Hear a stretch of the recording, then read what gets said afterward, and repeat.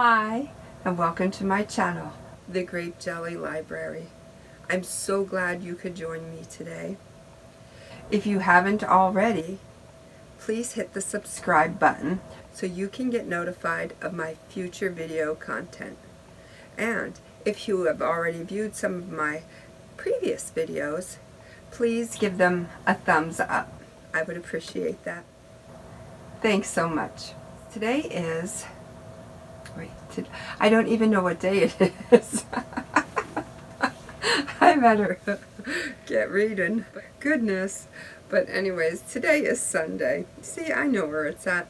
Today is Sunday, and I only have one more day of the work week left, and then I get a day off, and I am going to seriously spend that day cleaning and then catching up on all my reading.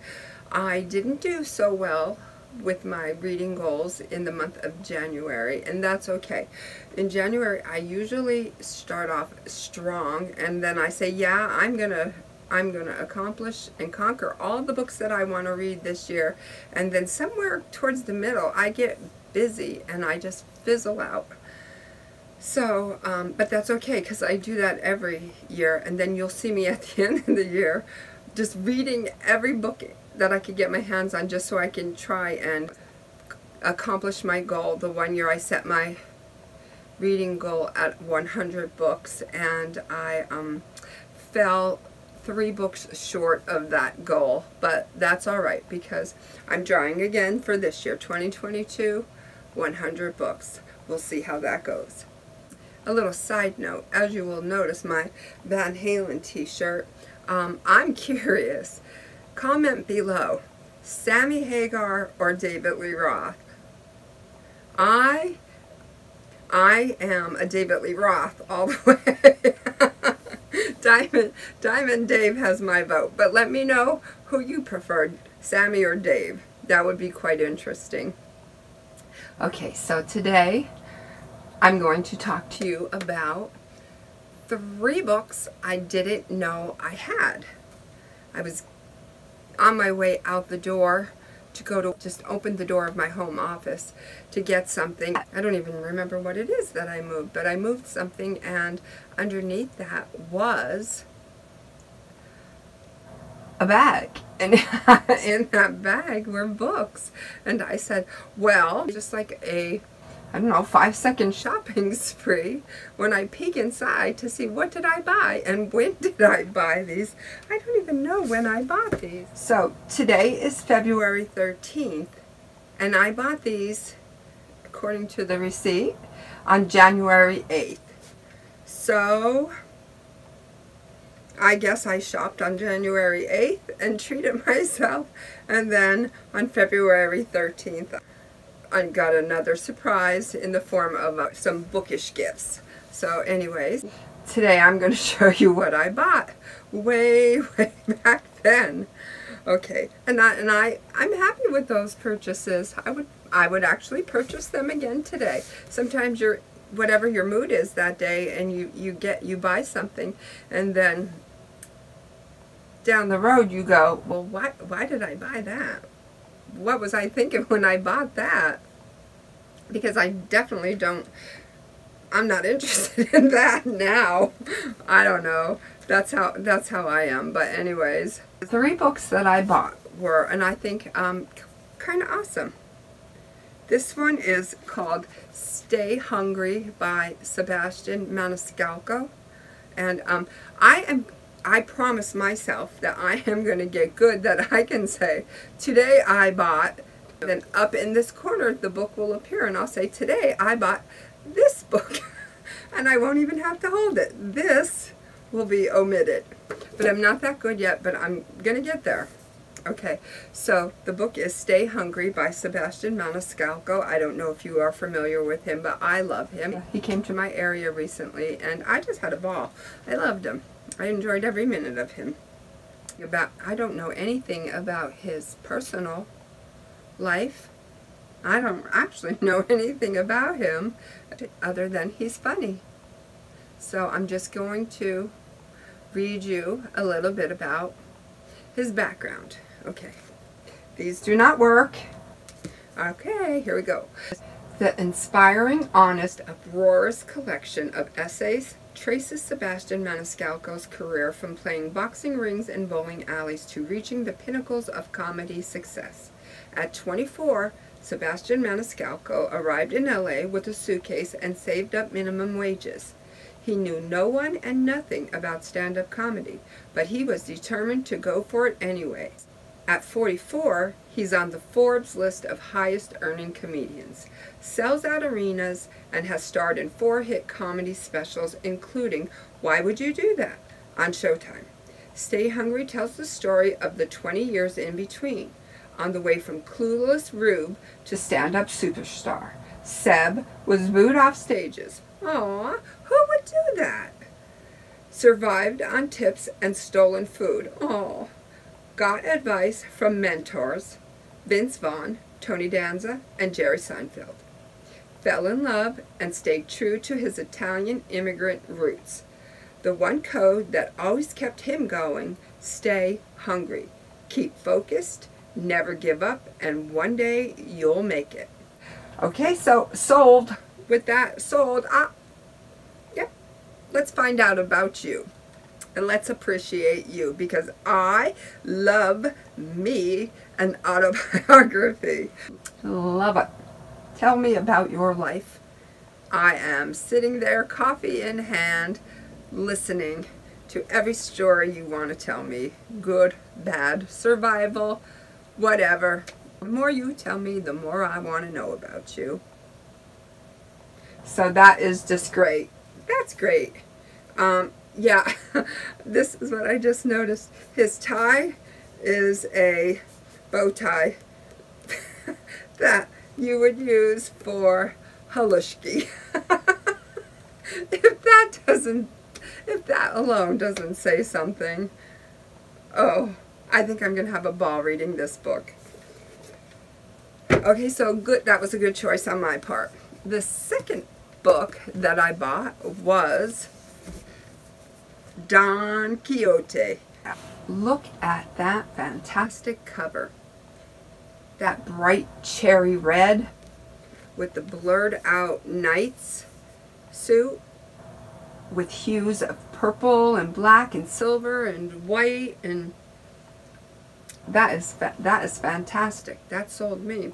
I read up a little bit about what this is about. I had to ask myself, why did you not read this sooner? I mean, I have read some hefty books in my time. This one, for instance, Che, I read this in the month of September, probably about 10 years ago, and that, my friend, is a chunker of a book. And so I'm not a stranger to the thick books. This one, this is this is ridiculous. This is Stephen King's It, and I read that in October of 2021, and I made it 183 pages in, and then I put it down. But I am probably going to pick it up again next October. It's going to sit on a shelf until about next October, but I am going to get back to that. Meanwhile, let's get back to this. It simply sounds adorable. Picture a little girl in love with her fairy tales, her princess, right? Her princesses and princesses. Say that. Princesses and princesses. Okay, there we go. All right, so that is what this is about. It is about a gentleman, Alonzo, who is aged and slow, and he is in love with books, and especially the books that are about kingdoms and princesses, noble knights, and he has read all the books that he could possibly read, and now his mind is saying, no more. Now we must live out these books. And so he kind of transforms himself out of these pages and forms his very own fairy tale by renaming himself Don Quixote. And he finds it inherited, I guess it was his grandfather's or his great-grandfather's suit of armor, and so now every knight needs a damsel in distress. And so he goes to this town and he chooses this peasant girl that he's never met, named Aldonza, and he christens her with his very own made-up name for her, Dulcinea del Toboso. And he also has one horse, and that horse is aged and slow, just as he is. But he does not see that. He sees this is like a charger, a racehorse, the cream of the crop. And so he renames this old horse Rocinante. And the story sets out on adventures and journeys, and he stops and shops and he orders food galore, and then when he's presented with the bill, he is shocked because he does not think a knight needs to pay for food or lodging or anything of the sort. And so it is published in 1605, and it is a fairy tale with a twist of humor, and I am definitely excited and looking forward to reading that one. Yeah, that one is going to be on my TBR Pronto list. Yeah, I'm going to keep that one close and handy. And then the third book that I purchased, I'm so excited. I'm so excited. What It Is Like to Be a Bird by David Allen Sibley. From flying to nesting, eating to singing, what are birds doing and why? Don't you want to know? I do.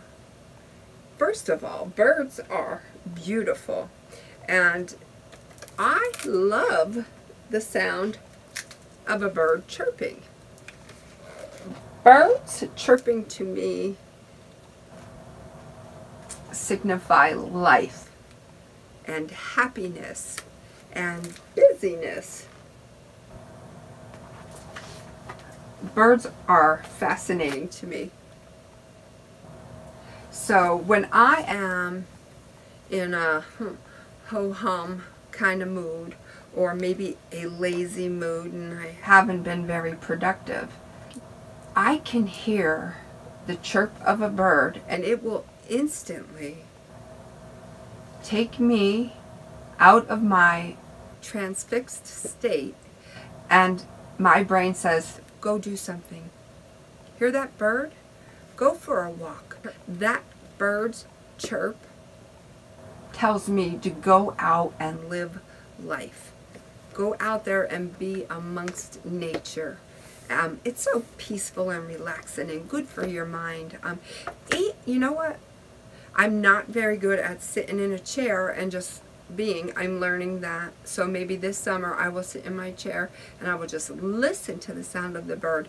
But for now, that bird chirping tells me go out there and live a life. Go out there and become a part of nature. And I just love the song of a bird. People who sing are happy people. People who whistle are happy people. So that bird singing, that definitely signifies happiness to me. And I want to be amongst the happiness. And that, my friends, is all I have for you today. I'm going to end the video with that. But before I part ways, please always remember and never forget, you must never stop being whimsical. Until we meet again, know that I love you and I look forward to your next visit. Bye-bye.